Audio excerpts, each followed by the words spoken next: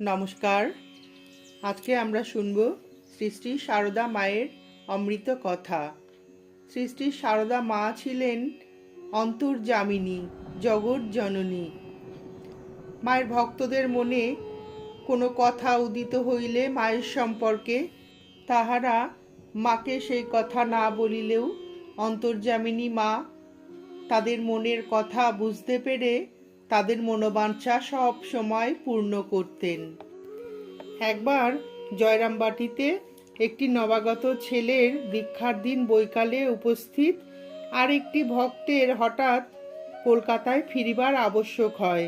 তাহার একাকী বিষ্ণুপুর পর্যন্ত হাঁটিয়া যাওয়া কষ্টকর হইবে মনে করিয়া মা ওই নবদীক্ষিত ছেলেটিকে তাহার সহিত ফিরিতে বলেন।